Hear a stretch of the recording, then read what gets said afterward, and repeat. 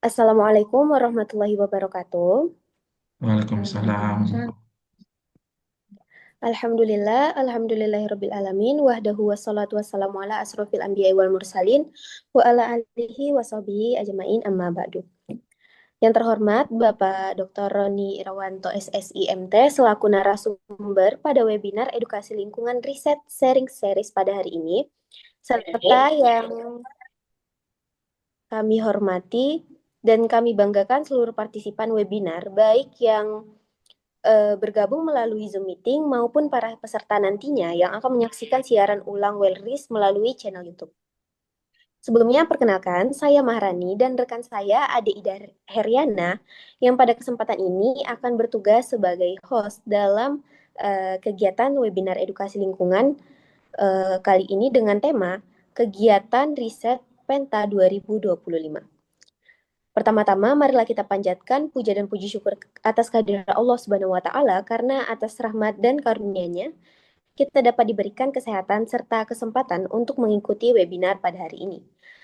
Kami berharap kegiatan webinar ini dapat berjalan dengan lancar serta menjadi wadah berbagi pengetahuan dan pengalaman terkait kegiatan riset Penta 2025, sekaligus memperkaya wawasan kita semua dalam bidang riset dan inovasi lingkungan. Sebelum membuka acara, marilah kita bersama-sama mengucapkan basmalah. Bismillahirrahmanirrahim. Bismillahirrahmanirrahim. Baik, dengan demikian webinar edukasi lingkungan Riset Sharing Series Wellris 48 resmi dimulai. Untuk selanjutnya, saya persilakan kepada Bapak Dr. Roni Irawanto, SSIMT, selaku narasumber untuk menyampaikan pemaparan materi mengenai kegiatan riset Penta 2025. Waktu dan tempat kami persilahkan. Terima kasih Kak Rani atas waktunya. Jadi kita ketemu lagi di WERIS, Webinar Edukasi Lingkungan Riset Sharing Series. Di sini adalah webinar series yang ke-48. Saya akan memaparkan tentang riset Penta. Penta itu apa?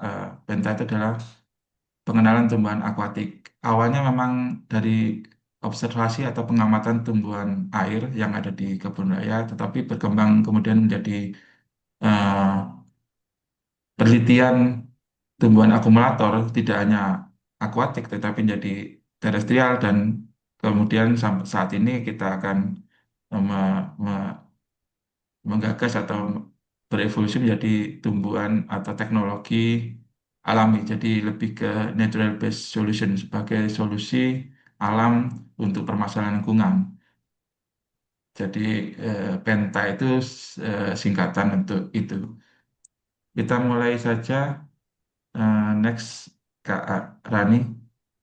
Di sini kita di host atau di moderatori oleh Kak Rani dan Kak Adik dan juga ada Kak Febi dan selamat datang join di Wedis ke-48 ini teman-teman dari UIN Jogja yang mungkin akan setidaknya di tahun 2026 ini akan sama kegiatan risetnya terkait ini karena ini fokusnya adalah riset yang dilakukan di Kebun Raya Purwodadi. Spesifik ada riset yang terkait dengan ekologi dan lingkungan, pemanfaatan tumbuhan dalam permasalahan atau solusi permasalahan lingkungan.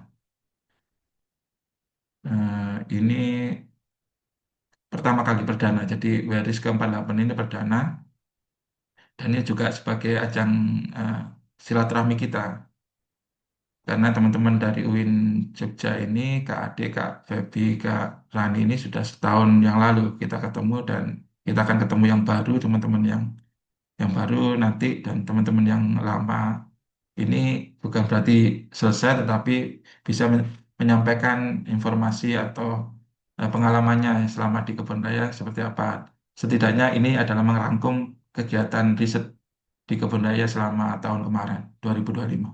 Next. Nah, awal riset ini sebenarnya gagasan itu di 2021 pada saat itu masih LIPI. Jadi LIPI masih merupakan lembaga eh,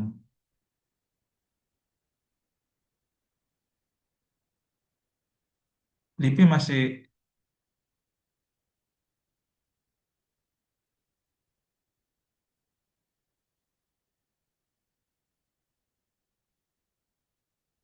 LIPI masih menjadi lembaga sendiri dan saya pada saat itu sudah tidak di kebun raya, jadi berafiliasinya adalah Pusat Riset Konservasi Tumbuhan di Kebun Raya Bogor.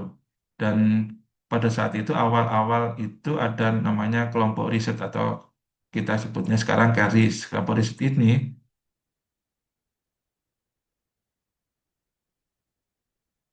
kelompok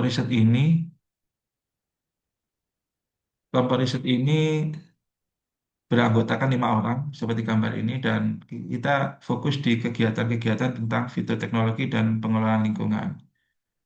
Dan sebenarnya ini bisa berlanjut tetapi karena 2021 itu juga akhir tahun lebur ke BRIN, maka kelompok riset ini berhenti hanya berumur setahun dan kemudian jadi riset mandiri. Berikutnya menjadi riset mandiri. Jadi awalnya adalah ini. Next.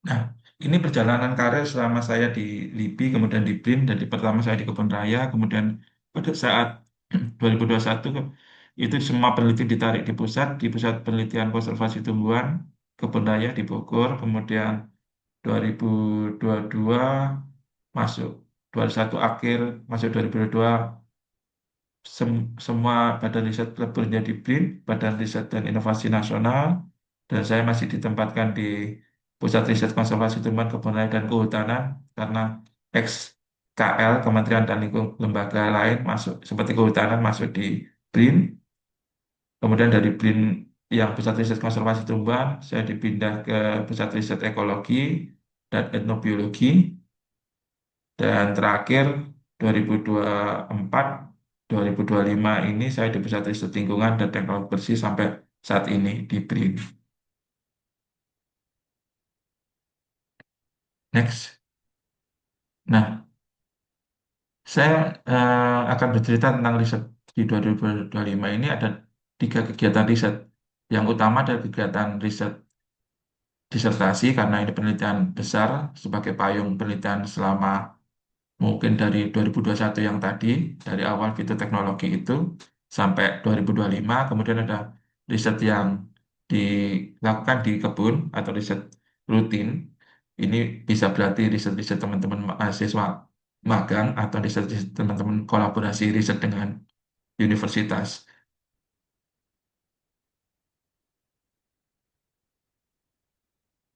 Kemudian ada kegiatan non-riset atau kegiatan lain yang sebenarnya masih terkait tetapi tidak langsung ke riset seperti hanya kita penugasan di home base, kita harus ke Serpong kayak yang dulu atau penugasan sebagai narasumber atau sebagai tim penguji atau asesor di jabatan fungsional peneliti atau periset. Ada 3 scope ini yang kita akan bahas di 3 ini aja. Next.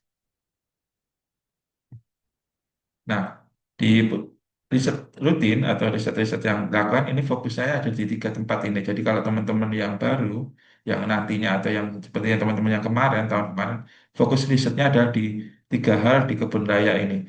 Ada kegiatan eksplorasi, melakukan kegiatan survei atau pengamatan di lapang, observasi, ya pengamatan lagi di kebun, dan eksperimen yang melakukan kegiatan penelitian di rumah kaca dan laboratorium. Jadi fokusnya ada di 3 kegiatan ini dengan mod kalau teman-teman baru tahu kebun, itu ada peta kebunnya, kita punya di Kebun Raya Purwodadi ada luasan 85 hektar. Jadi kalau kita mau keliling-keliling mungkin bisa kalau cuma keliling saja mungkin satu jam jalan kaki, tapi kalau kita pengamatan bisa jadi sehari kita bisa di kebun atau ya temporari, misalnya pagi kita pengamatan, sore pengamatan atau kita jeda. Setidaknya ini adalah fokus kegiatan riset yang ada di kebun, eksplorasi, eksperimen, dan observasi. Next.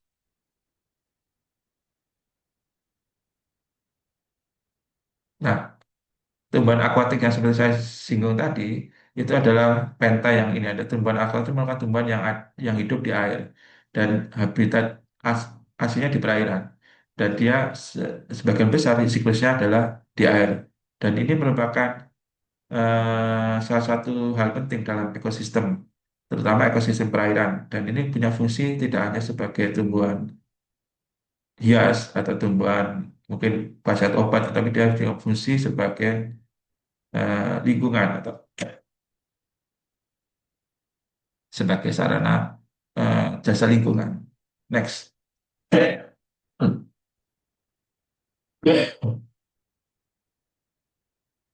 Nah, seperti ini. Potensinya ada di ekologi, di botani, mungkin khasiat obat, secara secara ilmu yang mempelajari tentang tumbuhan di botani, tapi ilmu yang mempelajari tentang ekologi ini biasa menjadi interaksi antara tumbuhan tersebut, tumbuhan akuatik dengan satwa atau habitatnya atau wildlife, ada hewan-hewan liar di sana. Dan di lingkungan ini juga akan menciptakan suatu media atau misalnya air sebagai penjernih air atau fitofiltrasi atau fitoremediasi atau fitoindikator sebagai bioindikator sebagai tumbuhan juga. Jadi biasanya di teman-teman di kebun karena banyak alahnya botani dan ekologi maka biasanya fokusnya hanya untuk potensi yang langsung seperti hanya tanaman hias, tanaman obat, atau tanaman pangan. Tetapi fungsi yang tidak langsung sebagai jasa lingkungan atau fungsi-fungsi teknologi yang alami ini kan belum diangkat. Jadi saya melihat fungsi lingkungan ini sebagai jasa lingkungan atau sebagai tumbuhan sebagai teknologi alami natural based solution ini belum banyak diangkat. Maka paling fokus paling kanan lah saya yang meskipun tidak mengesampingkan eh, disiplin ilmu yang lain yang botani, ekologi dan terutama ini adalah disiplin ilmu biologi ya. Jadi tetap di ranah situ. Next.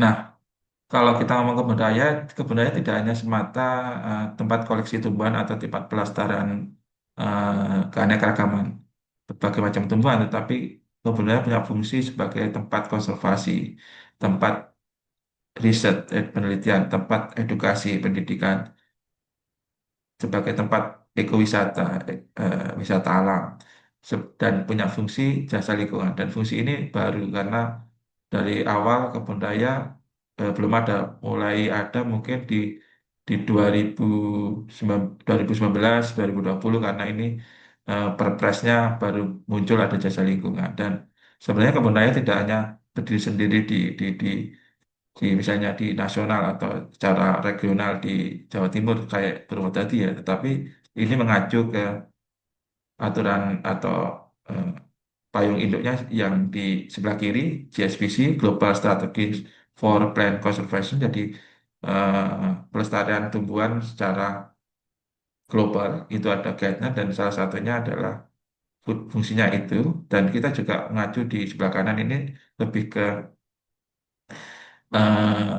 sustainable goal development. Jadi pembangunan yang berkelanjutan ada pilar-pilar planet, people, profit. Tiga pilar ini adalah eh, fungsi global atau isu global yang sebenarnya bisa disupport atau bisa kita gali dari riset-riset di kebun raya. Dan riset-riset di kebun raya itu bisa berdampak atau bergaung luas untuk strategi konservasi secara luas internasional bahkan sebagai sustainable atau pembangunan berkelanjutan. Jadi ini adalah key-nya di sini kalau saya cerita tentang kebun raya ya. Dan kita bisa berkembang dari awalnya cuma tumbuhan akuatik jadi menjadi sesuatu yang dikonservasi atau kenapa ini penting sepertinya tumbuhan akuatik ada di daerah tepian sungai dan tepian sungai itu disebut riparian. Riparian itu sering terdegradasi dan itu menjadi upaya global strategi untuk dikonservasi daerah-daerah yang mengalami kerusakan karena kan kita belum tahu manfaatnya sedangkan secara ekonomik, secara sustainable ini tumbuhan ini kan sebenarnya natural, alami. Jadi teknologi alam yang sebenarnya bisa kita manfaatkan untuk eh, kesejahteraan manusia atau kalau ini solusi masalah lingkungan salah satu terutama kesejahteraan manusia. Next kalau next. Nah ini cuma gambaran ini saya selesai tesis tetap pakai tumbuhan 2002 2015. Next lagi eh, S2 di ITS next. Nah, ini adalah rekapan 5 tahun. Nah ini 2025 barusan tahun kemarin juga selesai di eh, S3, jadi tetap tetap tentang tumbuhan, tetapi dan fokusnya tetap di kebun raya. Jadi kalau saya ditanya tentang kebun raya, saya sudah cerita dari 10 tahun, dari sejak S2 sampai S3 ini tentang kebun raya. Meskipun sekarang berkembang menjadi tidak kebun raya lagi, tetapi setidaknya source atau sumbernya ini bisa kita gunakan atau laboratorium alamnya itu bisa kita gunakan dari kebun raya untuk kesejahteraan dimanapun atau kesejahteraan sustainable di di di di lingkungan luar, misalnya bisa di alam, di kota, di pulau lain atau bisa direplikasi begitu. Ceritanya seperti itu sebenarnya. Dari pengolahan yang kita lakukan dengan pengolahan tumbuhan untuk akuatik bisa untuk terestrial, bisa untuk taman kota, bisa untuk yang lain-lainnya dan model ini bisa direplikasi untuk model yang lain. Kalau saya sih fokus di model edukasi fitoremediasi karena fokus di tumbuhan akuatik atau penta yang kita sebut pengenalan tumbuhan akuatik. Kita biasa singkat dengan penta. Dan teman-teman yang ada itu adalah tim penta. Kalau next, gambar kalender ini adalah kalender rekod kita selama 5 tahun. Jadi mulai kayak tadi yang digagas awal, riset awal di kelompok riset fitoteknologi yang 2021, kemudian teman-teman itu saya dapat mahasiswa MBKM dan mahasiswa skripsi di 2021 tersebut sehingga bisa bikin kalender 2022. Begitu bergulir terus 2023, 2024, 2025, 2026, 2025 yang kemarin akan yang jadilah kalender akuatik Penta 2026. Nah, di sini sebenarnya ini sebenarnya cerita tentang kegiatan riset tapi dikemas sebagai informasi non riset ya dan sebagai promosi bahwa di kebun raya punya keanekaragaman tumbuhan ya terutama tumbuhan akuatik yang beragam dan ini masih punya potensi besar untuk digali manfaatnya. Saya hanya mengangkat 10 jenis dari koleksi yang ada saat itu, saat ini sih, saat ini, saat ini, kalau saat itu 25, 10 dari 25, saat ini ada 12, berarti sebenarnya masih ada yang belum. Dan kalau kita kembangkan ke kebun raya dengan tumbuhan terestrial yang ada hampir 2000 jenis, maka potensinya makan banyak yang belum tergarap. Kalau tidak kita, orang-orang biologi atau orang lingkungan, ekologi, maka siapa lagi? Sedangkan keanekaragaman yang ada di luar seiring waktu atau dengan perubahan antropogenik ya ada perubahan banyak yang hilang sebelum kita tahu manfaatnya. Jadi ini sebagai cuman awareness lah, tapi sebagai ya bisa jadi ini kenang-kenangan dari teman-teman tim Penta yang melakukan riset di kebun raya dari pertama MBKM sampai terakhir 2025 kemarin MBKM yang Kak Adik dan kawan-kawan Kak Rani ikuti. Jadi ini adalah karya teman-teman. Jadi saya appreciate ini. Jadi saya tunjukkan ini 5 tahun berjalan. Next, selesailah ini. Ini kan utamanya ya. Jadi saya ulangi lagi, kita punya 3 riset. Riset utama, disertasi, alhamdulillah sudah selesai. Riset non riset ini contoh yang tahun kemarin seperti penugasan sebagai narasumber, sebagai tim asesor, dan riset yang rutin itu kegiatan yang dilakukan teman-teman magang karena kolaborasi riset pada saat itu belum belum terjadi karena kemarin sempat menggagas tapi belum realisasi. Jadi mungkin tahun ini kalau bisa, kalau tidak ya tetap ada kegiatan rutin yang terkait riset di kebun.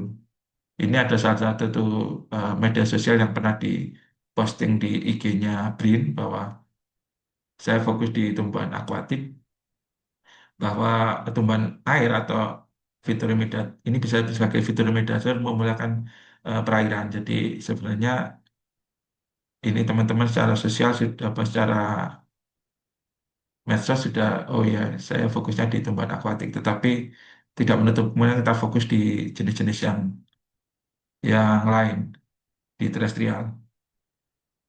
Next. Nah, ini non riset. Jadi saya terima kasih ke teman-teman UIN Jogja yang telah mengundang kegiatan kuliah di sana untuk berbagi sharing ilmu. Kemudian teman-teman UIN Malang yang 2 kali mengundang untuk sebagai tim akreditasi mereka, Lansama sama ASIIN. Next. Nah, ini adalah tim asesor. Jadi saya sebenarnya diminta berapa kali nguji teman-teman peneliti untuk jenjang ujian kompetensi peneliti. Tetapi yang bisa saya sanggupi cuma dua, jadi 2 kegiatan ini, April dan Desember. Tetapi ini sebenarnya sebagai pengkayaan kita, sebagai eh, keahlian kita, sebagai dianggap pakar di bidangnya. Next. Nah, ini yang rutin kalau saya melihatnya ada satu. Capaian yang rutin itu bisa dilihat dari Google Scholar, meskipun sebenarnya bisa dilihat dari artikelnya ya. Tapi kalau artikelnya tidak terkompilasi di Google Scholar, agak-agak sulit kita ngerekap. Kalau di Google Scholar kita bisa tahu. Dan yang kedua, upaya untuk mensosialisasikan kegiatan risetnya. Salah satunya dengan bentuk webinar series atau yang ini. Gambarnya ya.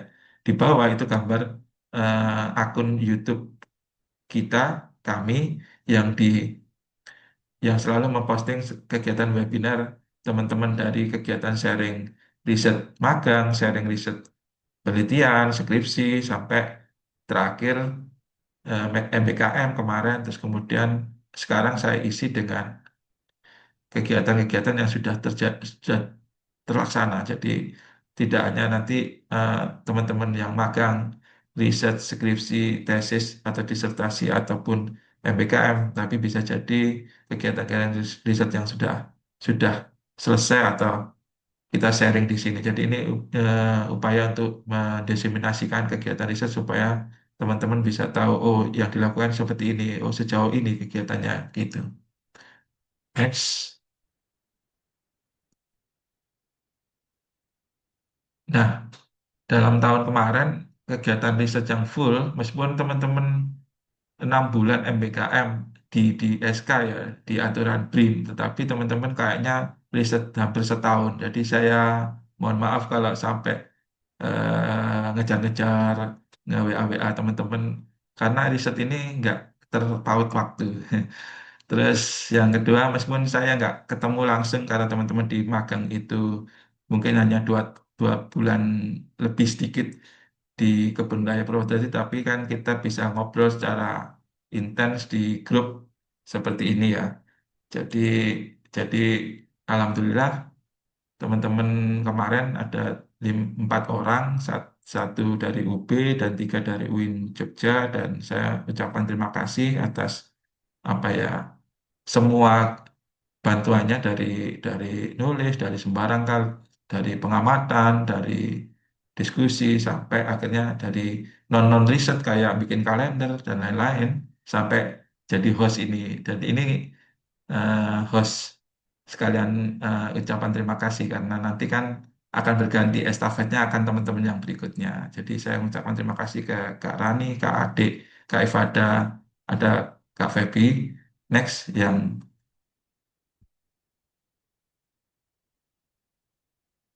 ini ada Kak Febi.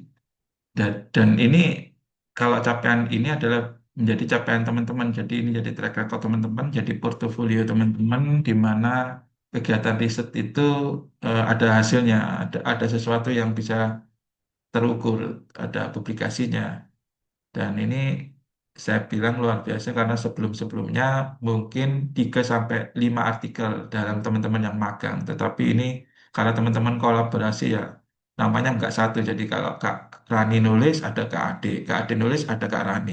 Begitu juga. Jadi ada kalau 3 orang kali 3 jadi 9. Makanya di sini ada 9 artikel. Saya lihat 1 person di Google Scholar ada 9 artikel. Ini luar biasa. Biasanya cuma 3 maksimal 5 dan itu pun sampai skripsi dan ini hanya sampai di magang saja karena teman-teman skripsinya di fokus yang lain dan saya nggak ke arah sana. Jadi ini saya mengucapkan terima kasih dan ini memang rekod pertama ya. Jadi perlu didokumentasikan ya. Jadi biar dilihat oh ini UIN Jogja ternyata yang bisa seperti ini. Tapi berdasarkan pengalaman dari sebelum-sebelumnya dari yang magang sebelumnya dan tidak mungkin akan terjadi seperti ini kalau kita nggak ada pengalaman sebelumnya. Jadi kalau bisa yang ke depan bisa menyentuh seperti itu pengalaman kakak-kakaknya jadi bisa lebih, mungkin lebih atau setidaknya setara dengan ini.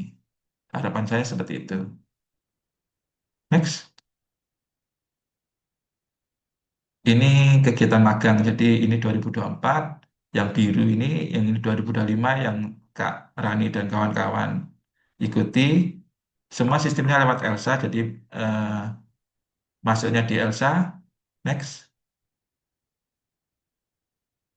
ini kalau 2024 ada dari UIN Malang, Kak Adini sama Kak Laili, panggilannya Eli. Kemudian 2025 ada 4 orang seperti saya sebutkan tadi, Kak Adik, Kak Iva, Kak Rani sama Kak Johan ini dari UB.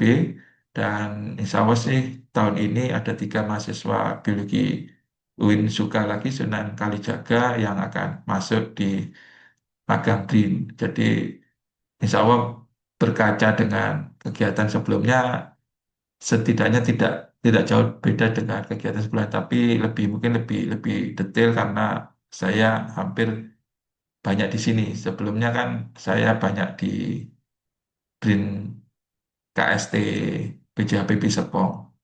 Next,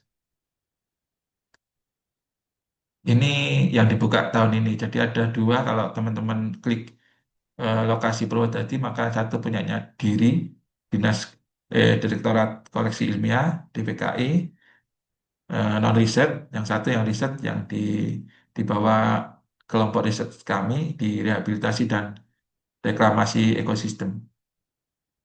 Jadi teman-teman yang 3 tadi insya Allah masuk di magang riset, tetapi tetap fokusnya di lokasinya di KKI Kebun Raya Purwodadi. Next. Itu aja. Kalau ada pertanyaan, tapi kalau kita teruskan nggak apa kurang sedikit.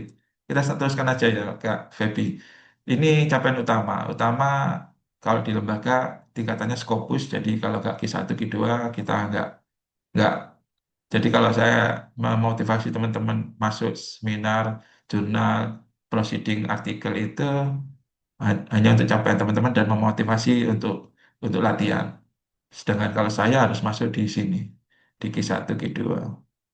Dan capaian utamanya juga lembaga meminta apa harus S3. Jadi ini alhamdulillah sudah selesai S3. Next,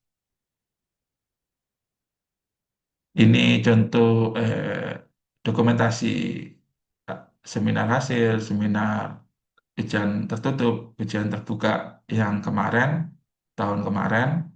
Jadi saya ucapkan terima kasih para pembimbing penguji karena pembimbing penguji atau siapapun dosen yang hadir itu memberi saran masukan kita untuk untuk artikel atau untuk disertasi kita lebih bagus. Jadi kita terima eh, masukannya setidaknya lebih bagus. Jadi kita tidak penguji juga berkontribusi. Jadi saya ucapkan terima kasih semuanya. Next. Terima kasih teman-teman yang sudah ikut. Jadi fokus penelitian saya tetap di kebun seperti ini. Gambar di utamanya itu di riset eksperimen yang ada di tengah, tapi ada 5. Makanya kita nyebut penta. Penta juga menjadi pentahelik atau 5 fokus riset seperti yang di kiri bawah itu ada tahapan eksplorasi, observasi, eksperimen, edukasi sampai persepsi masyarakat. Jadi ini akan saya cobakan ke teman-teman yang baru nanti magang BRIN ini, magang riset ini akan fokus di 5 fokus itu. Jadi kalau bisa hasilnya lebih banyak karena lebih lebih lama di kebun raya. Dan ini starting dari 2021 seperti yang di pojok kiri atas itu ulang tahun kebun raya Purwodadi ke-80 dan pojok kanan atas itu ulang tahun Purwodadi ke-84. Tahun ini 85.